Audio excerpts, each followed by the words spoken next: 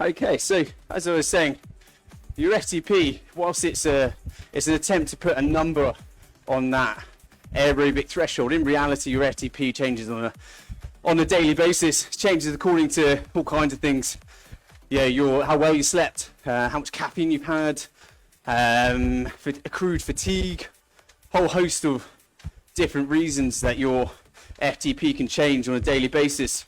And so it's important to recognize this, but also just generally recognize that it's not a static number. Actually, what we're trying to do with an FTP test is find a power range, a range in which your aerobic threshold kind of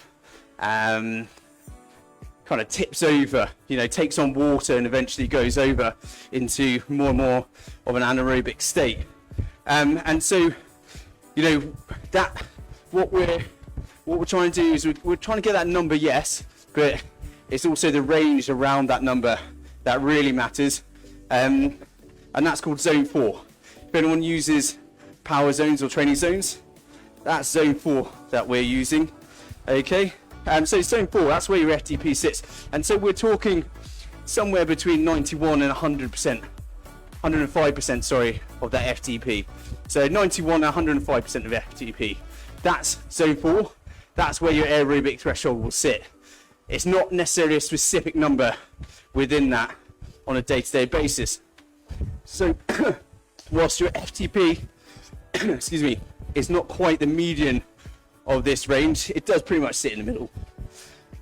So when you go beyond 105% of FTP, you begin to shift into zone 5, which is your VO2 max power range. Okay, and then you'll begin working increasingly anaerobically.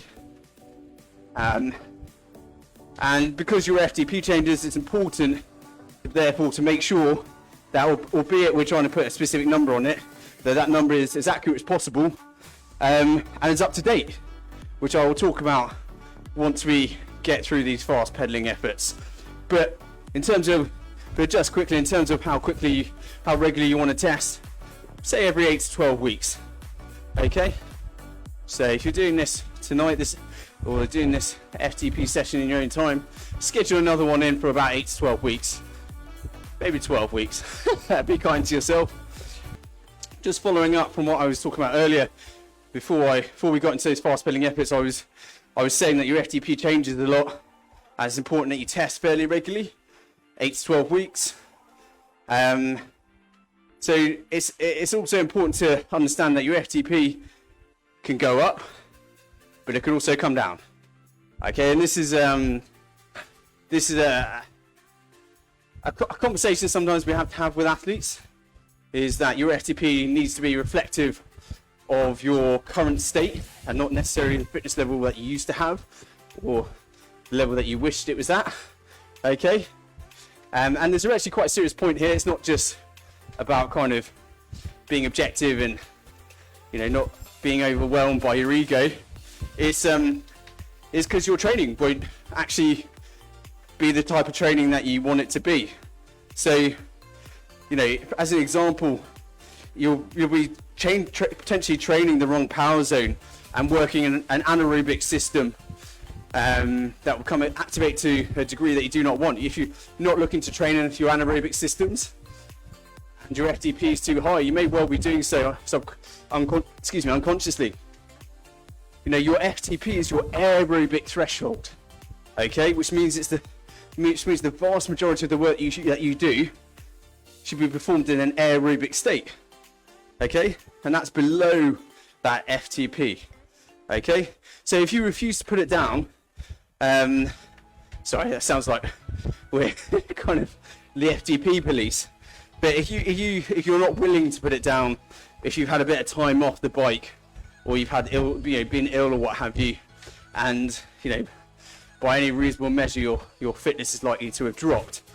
If you're not willing to put it down, then as an example, if you're trying to do a threshold focus session but your FTP is too high, you're effectively going to be doing an anaerobic focus session, and that can have quite significant impact, because that anaerobic session is going to have a greater physiological demand, which means you're going to accrue greater fatigue, and you'll therefore require more recovery from that session than you might otherwise do. And if you do this too many times, you can actually get, if you train with too high of an FTP for too long and too many times, it genuinely, like all messing around the side, can have a really serious impact on your body.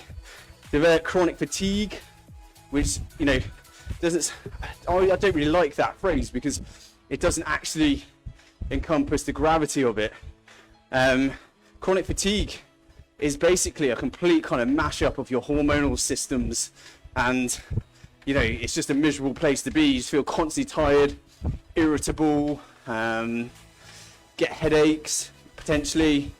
Otherwise, if you don't get chronic fatigue, your immune system might get smashed, and you know, you just get ill, which is at this current time not something you really want to take a risk with. So your FTP is a bit of an honesty call, but it is important that you test it regularly. Otherwise, the only person you're going to be cheating is yourself, really. So that's kind of the end of my, I'm dropping out of teacher mode now. That got a little bit ranty and a little bit potentially patronising. So I apologise for that. But I'm just trying to emphasise that doing these tests, they are important, and it's not something you want to put off or keep putting off, okay? Because then when you do come back to training, you might not be doing actually the training that you want to do.